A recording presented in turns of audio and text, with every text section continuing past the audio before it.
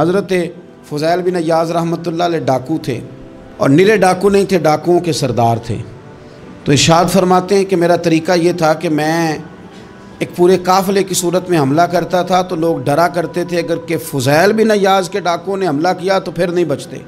ایک دن گزر رہا تھا تو ایک قاری صاحب آیت پڑھ رہے تھے، لا تقنطوا من رحمت اللہ، اللہ کی رحمت سے کبھی نا امید نہ ہونا، ان اللہ یغفر الذنوب جمیعا، بے شک وہ سارے ہی گناہ معاف کر دے گا۔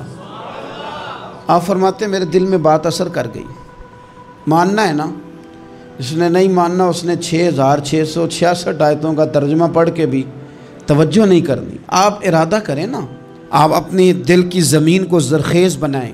فرماتے ہیں میں فوراً وہ آیت سنی تو میں رویا، اور میں وہ حافظ صاحب کے پاس چلا گیا، ان سے اجازت لی، ان کے کمرے میں داخل ہوا۔ میں نے کہا آپ نے ابھی آیت پڑھی ہے کہ اللہ سارے گناہ معاف کر دے گا؟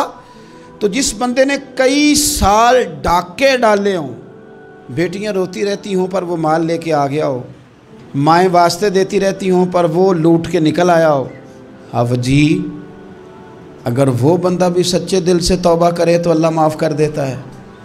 تو آفو جی کہنے لگے میں کون ہوتا ہوں تمہیں کوئی تفسیر بتانے والا، میں نے تو قرآن کی آیت پڑھی ہے، میرا رب کہتا ہے لا تقنطوا من رحمت اللہ، تم نے مایوس نہیں ہونا، تم آ جانا، معافی مانگ لینا، ان اللہ یغفر الذنوب جمیعا، اللہ سارے ہی گناہ معاف فرما دے گا، اللہ سارے گناہ۔ تو یہ تو اللہ فرما رہا ہے۔ فضیل بن عیاض کہتے ہیں میں نے کہا ختم ہو گئی بات، توبہ بھائی۔ واپس آیا تو وہ میرے ساتھ جو تھے نا، ان سے میں نے کہا سردار نیا تلاش کر لو بھائی۔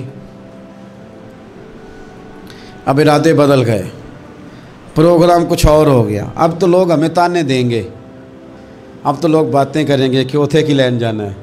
فضیل بن عیاض کہنے لگے بس بھائی توبہ کرنی، اب تم کوئی اور سردار تلاش کر لو، اور اوپر سے نہیں کہا، توبہ کی تقریریں نہیں کی، دوسروں کو میسج نہیں بھیجے، اور لیکچر نہیں جھاڑے، رو کے کہا، درد سے کہا، دل سے کہا۔ تو وہ جو باقی کے تھے نا، ان پر سردار کی بات کا اثر ہوا، کہنے لگے سردار ہم نے سردار نیا نہیں ڈھونڈنا، اگر چوریاں مل کے کی ہیں تو اب تو اس طرح تو نہ کر، توبہ بھی مل کے ہی کریں گے، اب اللہ بھی مل کے ہی کریں گے، اب بس تو اگر ادھر جائے گا تو ہم بھی تو جائیں گے نا۔ اللہ اکبر۔ فضیل بن عیاض کہتے ہیں ظاہر ہے مال لوٹا کرتے تھے، میں نے مسئلہ پوچھا علماء سے تو انہوں نے بتایا کہ یہ تو حقوق العباد کا مسئلہ ہے، جو لوٹا ہے وہ تو واپس کرنا ہی پڑے گا۔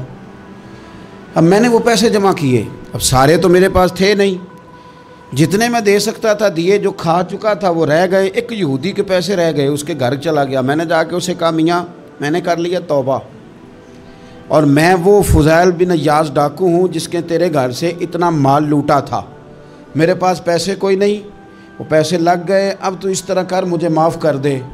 وہ کہنے لگا نا جناب، یہ بھی کبھی کبھی ہوتا ہے، لوگ نا شرافت کو بزدلی سمجھ لیتے ہیں۔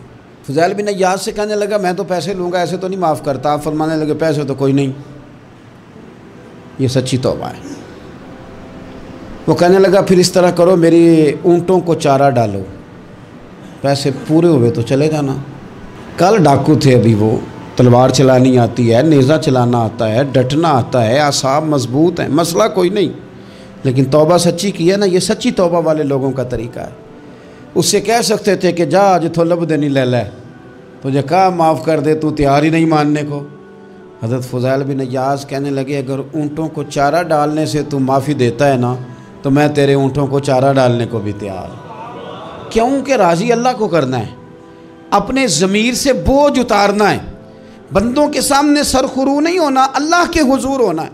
توبہ کا مطلب ہے رب کوئی بارگاہ میں سرخرو ہونا، بندوں کے سامنے نہیں۔ حضرت فضیل بن عیاض سے کہنے لگے ڈالیں گے تیرے اونٹوں کو چارہ، کیوں نہیں ڈالنا؟ 2-4 دن چارہ ڈالا تو وہ یہودی ایک دن کہنے لگا کہ یہ نا ٹھیکریوں سے بڑی ہوئی تھیلی ہے، یہ تو ذرا اٹھا کے لا۔ حضرت فضیل بن عیاض نے اٹھا کے اسے دی، جب اس نے کھولی تو اشرفیوں کی بھری ہوئی تھی۔